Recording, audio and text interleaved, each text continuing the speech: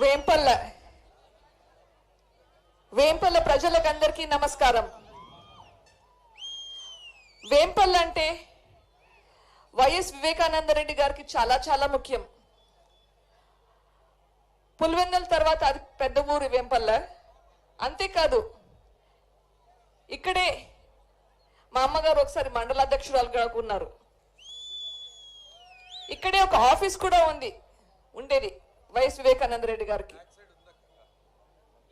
ఇక్కడే ఓకే.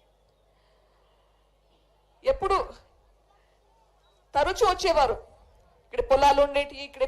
ఇక్కడ ప్రజలకందరికీ చాలా చాలా పరిచయస్తుడు. మీకందరికీ కొత్త మనిషి కాదు.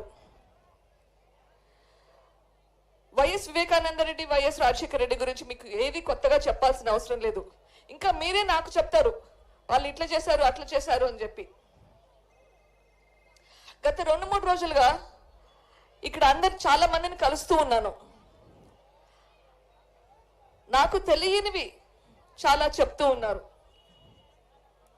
కొన్ని ఉదాహరణలు. ఒక బ్యాంక్కి వెళ్తే కొద్ది రోజుల క్రితం ఒక బ్యాంక్ ఆఫీసర్ చెప్తున్నారు, అమ్మా వివేకానంద రెడ్డి గారు ఉన్నప్పుడు చాలా మందిని పిలుచుకొని వచ్చేవారు, క్రాప్ లోన్స్ కానీ ఎనుములకు లోన్స్ కావాలని చెప్పి. ఇప్పుడు అట్లా ఎవరు పిలుచుకొని వచ్చే వాళ్ళే లేరు. ఏమయ్యారమ్మా ఇప్పుడు? నేను అడుగుతున్నాను, మీరు ఓటు వేసిన వాళ్ళు ఎక్కడున్నారండి ఇప్పుడు మీకోసం పని చేయకుండా? చాలా మంది ఇంకా చెప్తున్నారు, ఇంతకు ముందు రాజశేఖర రెడ్డి గారి టైంలో మనకి డ్రిప్ ఇరిగేషన్ వరకు 90% సబ్సిడీ వచ్చేది. 1 ఎకరా డ్రిప్ ఇరిగేషన్ చేయడానికి 70 నుంచి 90 వేల దాకా ఖర్చు అవుతుంది.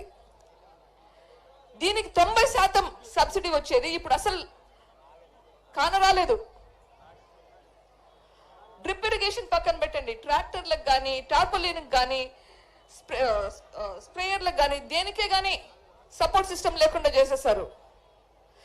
మన ప్రదేశం కరువు ప్రదేశం. మనకి నీళ్లు రావాలని ఎంత కృషి పడ్డారు.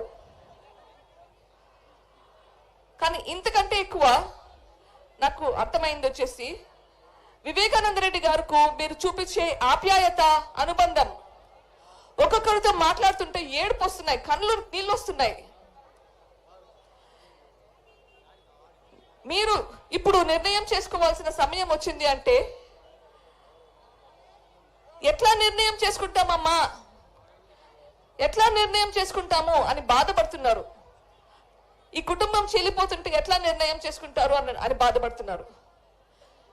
నేను చెప్పేది ఒకటే, మనం ఏదైనా తప్పు చేయాలంటే 10కి 100 సార్లు ఆలోచిస్తాం. ఇక్కడ మనం తప్పు చేయమని చెప్పడం లేదు, నిజాయితీగా న్యాయపరంగా ఏం చేయాలో అది చేయమంటున్నాం.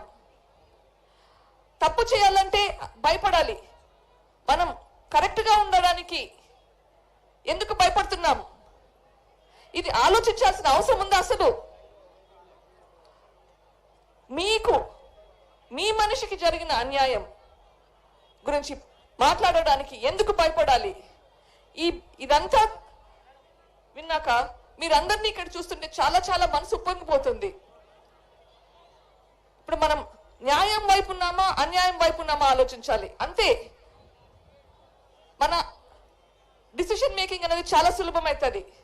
ధర్మం వైపు ఉన్నామా అధర్మం వైపు ఉన్నామా, మన కోసం పోరాడే మన షర్మిలమ్మ వైపు ఉన్నామా లేదా, మన కోసం పోరాడే షర్మిలమ్మ వైపు ఉన్నామా లేదా? మన కోసం పోరాడే మనిషి కావాలంటే మనం షర్మిలమ్మకు ఓటు వేసి గెలిపించుకోవాలి.